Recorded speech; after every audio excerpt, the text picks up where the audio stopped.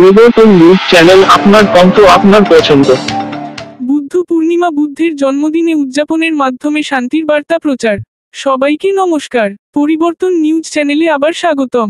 আজ আমি আপনাদের অন্য যে কোনো যাত্রার মতো নয়, এমন একটি যাত্রায় নিয়ে যেতে আগ্রহী, শান্তি ও জ্ঞানার্জনের হৃদয় যাত্রা।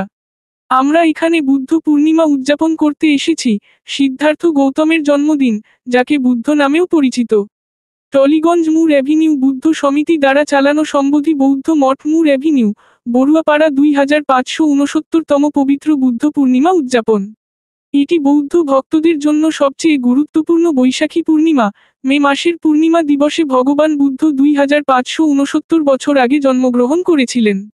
এই পবিত্র দিনটি শুধুমাত্র বৌদ্ধ ভক্তদের জন্য নয়, যারা ভগবান বুদ্ধের শিক্ষাকে ভালোবাসেন এবং অনুসরণ করেন, তাদের জন্যও গভীর তাৎপর্য বহন করে। আমাদের দৈনন্দিন জীবনে বুদ্ধের শান্তি ও করুণার বার্তার শক্তি আবিষ্কার করুন। বুদ্ধ পূর্ণিমা কেবল একটি উদযাপন নয়, বরং বুদ্ধের শিক্ষার স্মারক এবং জীবনের গভীর উপলব্ধির দিকে যাত্রা। 2500 বছরেরও বেশি আগে, বুদ্ধ তার জীবনকে দুঃখের প্রকৃতি এবং প্রকৃত সুখের পথ বোঝার জন্য উৎসর্গ করেছিলেন। কপিলাবস্তুতে রাজকুমার সিদ্ধার্থ হিসাবে জন্মগ্রহণ করেছিলেন। একই পূর্ণিমার দিনে তিনি জ্ঞান অর্জন করেছিলেন। 35 বছর বয়সে বুদ্ধ হয়ে এবং 40 বছর বয়সে মহাপরিনির্বাণে প্রবেশ করেন। দ্বন্দ্ব এবং নেতিবাচকতায় ভরা পৃথিবীতে করুণা, সহানুভূতি এবং অহিংসার মূল্যবোধ আগের চেয়েও বেশি গুরুত্বপূর্ণ। এই মূল্যবোধগুলিকে আলিঙ্গন করে আমরা শান্তির একটি তরঙ্গ তৈরি করতে পারি, যা বহুদূরে ছড়িয়ে পড়তে পারে। বুদ্ধের 3টি মন্ত্র বা ত্রিশরণ হল বুদ্ধং শরণং গচ্ছামি, ধম্মং শরণং গচ্ছামি এবং সংঘং শরণং গচ্ছামি। এই মন্ত্রগুলি মূলত বুদ্ধের জ্ঞান, ধর্মের পথ এবং সংঘের সহচর্যের প্রতি আত্মসমর্পণ ও আত্মনিবেদনের প্রকাশ। টলিগঞ্জ মুর অ্যাভিনিউ বুদ্ধ সমিতি সারা দিনব্যাপী কর্মসূচি আয়োজন করেছে। স্নান বুদ্ধ, সকল ভক্তদের জন্য দুপুরের খাবার, অঙ্কন প্রতিযোগিতা, বুদ্ধ পূজা, সূত্র জপ এবং শান্তি মিছিল সহ সন্ধ্যা প্রার্থনা অনুষ্ঠিত হয়। এই সময় সারা দেশ যুদ্ধে ব্যস্ত। যখন ভারতের নাগরিকরা বুদ্ধের পূজা করে, তখন বুদ্ধের শান্তির বার্তা তাদের হৃদয় গেঁথে যায়। ডক্টর অরুণজ্যোতি ভিক্ষু পরিচালক ও সন্ন্যাসী ইনচার্জ অনুপস্থিতিতে ব্যান বোধিজ্যোতি ভিক্ষু উপাসক সহ সন্ন্যাসী ইনচার্জ সারা কার্যক্রম পরিচালনা করেন। তিনি বলেন, জ্ঞানের অভাবে সারা বিশ্বে লড়াই চলছে। অল ইন্ডিয়া মিলি উলেমা বোর্ডের জাতীয় সভাপতি মোহাম্মদ ফাতাহ আলম বলেন, পাকিস্তানকে শাস্তিমূলক উদাহরণ দিতে হবে। সবাই অতিথিকে সম্মান দেওয়া হয়েছে। ডক্টর অরুণজ্যোতি ভিক্ষু পরিচালক ও সন্ন্যাসী ইনচার্জ বই উপাসনা ও ব্রতকথা ভক্তদের ও অনুগামী বৃন্দ দেওয়া হয়েছে। সকল ধর্মের মানুষকে এই দিনের এই মঠে আমন্ত্রিত ছিলেন। ধন্যবাদ ভিডিওটি দেখার জন্য। আমাদের চ্যানেলটি সাবস্ক্রাইব করতে ভুলবেন না। आज मेरा नाम मोहम्मद फतेह आलम, मैं ऑल इंडिया प्रेसिडेंट हूँ। आज बस में अलीगढ़ गया है और आज देखिए एक मैसेज, वो अमन और शांति का हमेशा मैसेज दिए हैं, क्योंकि लड़ाई झगड़ा से देश का कभी विकास नहीं होता। देश का विकास करना है तो अमन और शांति का करना चाहिए और अन्य की लड़ाई नहीं करना चाहिए, क्योंकि हमारे देश में बहुत सारे लोग हैं। आज मैसेज देना चाहता हूँ उन पाखंडियों को, भेदभाव को बांटने वाले लोग जो देश में एक मैसेज दे रहे हैं कि हम लोग अलग अलग जाति धर्म से, लेकिन हम लोग जानते हैं कि हम लोग धर्म अलग है, हम लोग इंसान है और हम लोग के लिए काम करते हैं। देश का हमें हमेशा एकता कायम रखना चाहिए, ठीक है, हमें डिवाइड नहीं करना चाहिए, क्योंकि एकता में ही हमें हमारा डेवलप है। हम लोग जितना एकता अनुशासन करेंगे, हमारा देश उतना ही तरक्की होगा, टेक्नोलॉजी में, साइंस में, एजुकेशन में, सब कुछ में, क्योंकि इस देश की आज़ादी हिंदू, मुसलमान, सिख, ईसाई, पंजाबी, बुद्धिस्ट सभी धर्मों ने मिलकर देश को आज़ाद किया। तो ये हमारा एक स्वतंत्र देश है और प्लस डेमोक्रेसी एक मुल्क है। इस मुल्क में सबका उतना अधिकार है, खाने से लेके पीने, पहनने, हर चीज़ अपने अपनी जगह आए। देखिए वो लोग आज जो बुद्ध भगवान को लोग मानते हैं, वो लोग तो आज वो लोग अपना बुद्ध पूर्णिमा मना रहे हैं, अपना प्रोग्राम भी कर रहे हैं। सरकार ने आज से उनको छुट्टी भी दिया। क्यों दिया? क्योंकि सबका सम्मान, सबका अधिकार है, इसीलिए दिया गया। वरना सिर्फ दूसरे मजहब के लिए छुट्टी होता, बाकी मजहब के लिए किसी एक मजहब के लिए छुट्टी होता और बाकी मजहब के लिए छुट्टी नहीं होता। लेकिन आज सभी मजहब के लिए छुट्टी क्यों है?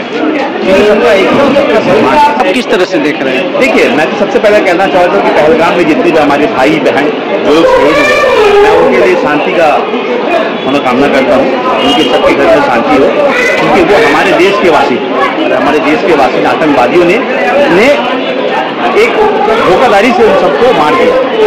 और मैं ये एक बात बताना चाहता हूँ कि ये पाकिस्तानी ये जो पाखंडी है, जो लोग हमारे ऊपर पलते हैं, हम लोग किसी का मोहताज नहीं, ये भारत किसी का मोहताज नहीं, लेकिन पाकिस्तान एक भिखारी देश जो सबों का मोहताज है, सबसे भीख मांगता है, लेकिन इंडिया कभी किसी से भीख नहीं मांगता। मैं माननीय देश के प्रधानमंत्री नरेंद्र मोदी जी से और राजनाथ सिंह जी जो होम मिनिस्टर है और होम मिनिस्टर अमित शाह जी से मैं कहूँगा कि ये पाकिस्तानियों को सबक सिखाना चाहिए, उनको ईंट से ईंट बजाना चाहिए, क्योंकि हम लोगों को बांटते हैं, हम लोग कभी किसी से मांगते नहीं हैं, क्योंकि वो लोग भीख पे पलते हैं और हिंदुस्तान कभी भीख पे नहीं पलता है। हम दाता है, दानी है, हम भिखारी नहीं है, हम देने वाला है, लेने वालों में से नहीं है। इसलिए हम कहेंगे अमित शाह जी से, माननीय प्रधानमंत्री जी से, इन लोगों को सबक सिखाना चाहिए, इतना जल्दी सीख नहीं करना चाहिए, क्योंकि उन लोगों को जब तक हम लोग सबक नहीं सिखाएंगे तब तक वो लोग भारतीय से सीखेंगे नहीं, लेकिन उन लोगों को सीखना जरूरी है। मैं यही कहूँगा, मैं दुख पूर्णिमा के दिन मैं कहूँगा पूरे भारतवासियों को कि आपस में कभी डिवाइड मत होइए। हम एक भाई है, आज़ादी से पहले और आज़ादी के बाद जब तक हम लोग रहेंगे तब तक हम लोग एक ही जात के, मतलब एक ही है, हम इंसान हैं। हम धर्म जात अलग है, भेदभाव, हमारा कलर अलग है, आपका कलर अलग है, इनका कलर अलग है, वो अलग अपनी जगह में, लेकिन हमें इंसान और हमें इंसानियत के साथ एक होकर रहना चाहिए। थैंक यू, नमस्कार, जय।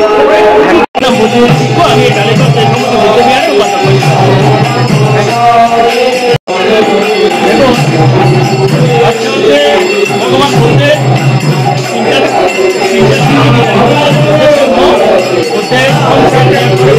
লাভ এবং বলতে মহাময় নির্মাণে বুদ্ধের মৃত্যু, এই তিনটে জিনিসকে আজকে আমরা বুদ্ধ পূর্ণিমা বা বুদ্ধ পূর্ণিমা আমরা পালন করি। আজকে বুদ্ধ পূর্ণিমাতে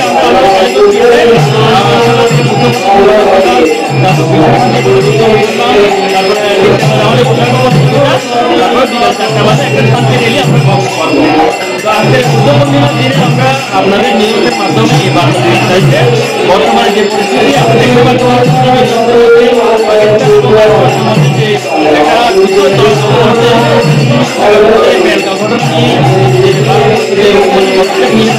সেটা পরিপ্রেক্ষিতে এখন পর্যন্ত কিছু আমরা চাই সংবিধানটা আরো পুরোপুরি শান্ত ভগবান বুদ্ধ ধর্ম হচ্ছে শান্তি ধর্ম।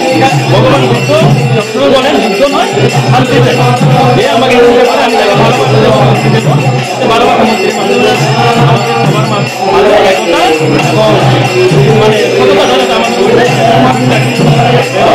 আসলে এ ঘটনাগুলো হচ্ছে মানে মানুষের ধর্মীয় শিক্ষাটা অভাব হয়ে গেছে বর্তমান সময়ে, সবচেয়ে বেশি প্রয়োজন সেটা তো ধর্মীয় শিক্ষা। আমরা অনুষ্ঠান করি সামাজিক বা সবার মধ্যেও সেখানে আমরা জ্ঞানটা পাই, তারপরে আমরা জেনে গেলে সেই জ্ঞানটা আমাদের মাঝে চলে যায়।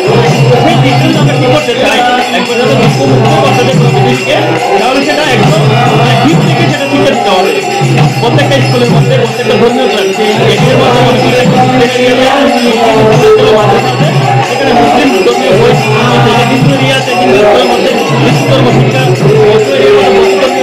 মানে প্রত্যেকটা স্কুলের মধ্যে একটা ধর্মীয় শিক্ষা দেওয়া হয়, যাতে বাচ্চারা ছোটবেলা থেকে ধর্মনীতি কি আদর্শ কি প্রত্যেকটা ধর্মের সেভাবে যাতে চলতে পারে। কারণ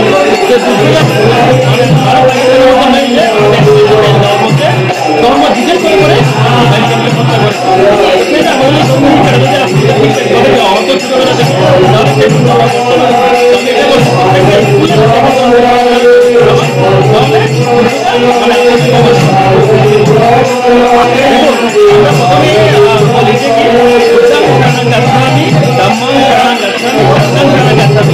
এখানে আমি বললাম বুদ্ধ শরণাগাছামি, বুদ্ধ শরণাগাছে মানে হচ্ছে ভগবান বুদ্ধ কিন্তু আমাদের মতন একটু সাধারণ মানুষ ছিল, উনি সংসার ত্যাগ করে সাধনা করেছেন কেন একমাত্র এই সংসারের মতো গড়া ব্যাধি এবং এতে জন্মমৃত্যু বন্ধন সেটা থেকে একবার মুক্তি পাওয়া যায়, তার জন্য উনি সর্বদা ধ্যান করেছিলেন। ধ্যান করার পরে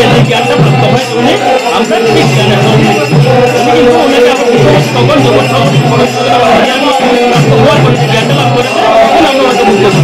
এর আগে ওনার নাম কি এটা গ্লোবাল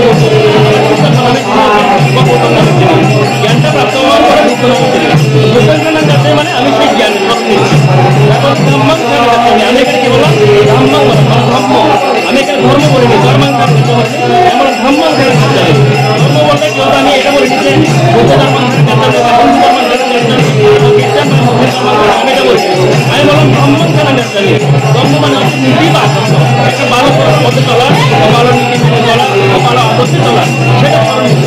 3 নম্বর হচ্ছে সামনে মানে হচ্ছে ইউনিটি বা একতা, পাকিস্তানের মধ্যে ঠিকঠাক তো ইউনিটি একটা তাহলে আজকে যুদ্ধ না হতো। তো আমি বলছি আমি সবসময় একতার ধর্ম নিচ্ছি, আমি আমার পরিবারের মধ্যে প্রতিবেশীর সাথে সমাজের সাথে সবসময় একতা বজায় রেখে চলবো, সেটা